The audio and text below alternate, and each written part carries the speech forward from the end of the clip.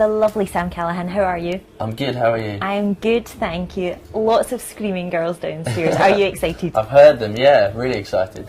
How is it coming back to Glasgow for you? Because you're no stranger to Glasgow, are you? No, Glasgow for me is a very special place, close to my heart, because like when I started out, obviously before the X Factor, and I was just trying to kind of make a name for myself. I was travelling around the country doing free gigs everywhere, and this is one of the places I came, actually in this building, in this dressing room, and I managed to support Union J in District 3 here, so it's kind of done a full circle for me. But I was like busking on Buchanan Street, I was recording in the Boombox studio in Glasgow, so yeah, it's really cool to be back. So how does it feel to be coming back and be the star now? Yeah, that's kind of strange. I mean, I haven't yet set foot on the stage with all those people watching, but I think it's going to be really weird because last time it was amazing. Like the crowd was insane, but they weren't all there to see me. They were there to see the people I was supporting.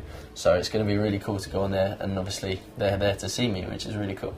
And obviously life has changed dramatically since X Factor. Tell me a bit about that experience and what it was like. Well, everyone during the show was asking me. They were like, "So what's it like?" I was all of a sudden getting all this sort of attention, this fame, and that. And to be honest, at the time, you didn't really notice it because you were stuck in a house or you were ushered in and out of buildings and cars and stuff with your mates who were doing it with you. Mm-hmm. So you weren't like walking up and down the high street every now and then. So now is where I'm really sort of seeing it, and it's really strange. Like today, I went from one side of the road to the other and I got stopped in the middle for about 20 minutes just by loads of people. Yeah, it was in Buchanan Street, so it's right.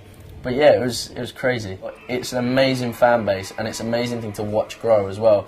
I mean, before the show, I think everyone who was kind of already on board and was watching me do my thing they kind of saw it as like their little secret that I was doing this and all that. But I think now it's amazing how that sort of still stayed. They've still got that kind of loyalty and that sort of family thing, but obviously on a much bigger scale.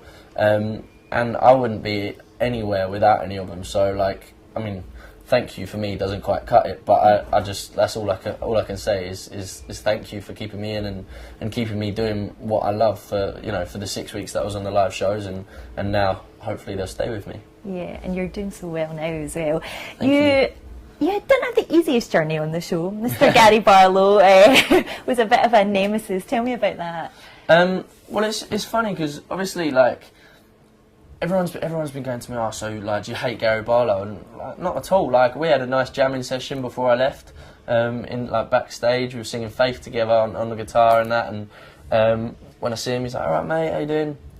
But it's like when you come onto the show and when the cameras are on and that, it's a job. You know, he's got to do his job, and his job is to critique the people on the show. And if his opinion is that he didn't like what I was doing, then he's got to say that, and he's completely entitled to do so. I think the difference is when someone says like, "Okay, you need to do this, you need to work on that," and you can take that on board and come back better the next week. Mm-hmm. That's great. That I can take on board. When somebody goes, "Okay, so your problem is that you're not as good as all the other contestants," that week I kind of went, okay, like everyone was like, "That must have been the one that hurt you the most," but to be honest, that hurt me the least because I just went, whatever, like, because that can't help me. Yeah. You just kind of got to let it bounce off, you know, because otherwise you just get negative. It's such a stressful process, so you don't need any of that stuff. And your X Factor family, I mean, you said the fellow boys became like your brothers. Tell me a bit about Luke and our very own Scottish Nicholas. Nicky. They're great. Like I lived in a house with them for 2 months. I was obviously at judges' houses with them before that. Me and Nicky actually shared a room every stage since boot camp. Wow. At Wembley, because actually more than anything, because when I met him, I was like, "All right, mate," and I started talking to him. No one else understood him, so I had to translate to people every time. It's like, he said something like "weens," and I was like, "Yeah, he means kids." You became his official present. Exactly, it was crazy. But yeah, it was really cool that I could do that, because he had a room booked with someone else and I was with someone else, and we swapped so that we could be together because we were good mates. So it's really nice that I kind of got to have that relationship with the boys. And I mean, in the house we were just You were bad. Terrible, but in a good way. What was the worst thing you got up to? We had we had a toilet roll fight against Kingsland Road. We had like 1,000 toilet rolls. Obviously, there's 12 people. We're going to be in there for 2 months. 12 acts. We're going to be in there for 2 months. So there's tons of it, and we just had absolutely used all of it, and it was everywhere. And then I had to clear it up. So. Did you get into trouble? Yeah, kind of. They were just like, if you don't clear that up, I was like, I clear it up. Oh, right. And now I have to clear up something. I have to ask it. Okay. Tamera. Yeah. Are you in love? No, me and Tamera. Okay, obviously there's some rumours and everybody's sort of seen, so I'm not gonna completely deny that there is something going on. But yeah, we're just really close. And when you live in a house with people, you know, like for 2 months, there's gonna be people you get closer to for different reasons and that.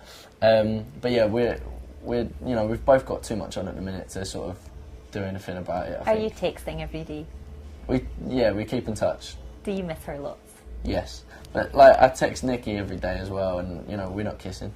And you got to meet some amazing other acts when you were there as well. Tell me a bit about that. Who was it exciting to loads, hang out with? My absolute idols are Robbie Williams and Ollie Murs, and I actually got to meet them on the same night at Ollie Murs' Lads Night Out, so that was really cool. It was great. We had like FIFA and hot dogs and beer. It was brilliant. Sounds good. Yeah, so it was cool. Apart from Robbie brought his wife along, I don't think he quite got the idea of a Lads Night Out. But she was from America, so we kind of thought, okay, she's alright. She probably doesn't have many friends over here. But yeah, and then the amazing, obviously for all the girls watching, I met One Direction, which was really cool. But what about Niall Horan? What about making him? moves on your girl? He wasn't. That's rubbish. He was. I think he tweeted her saying, like, with some criticism and stuff. Then everyone was just like, "Oh, they're romancing." You're like, no, she's nice. I We want the scoop. So what is the next for you? Obviously you're going on the tour, you're touring just now as well. What's going to be next for Sam Callahan? So for me, obviously, actually before the X Factor, I'd recorded about 3/4 of an album. I've been writing since I was about 13 years old. So that's really important to me, my writing, because that's how I express myself.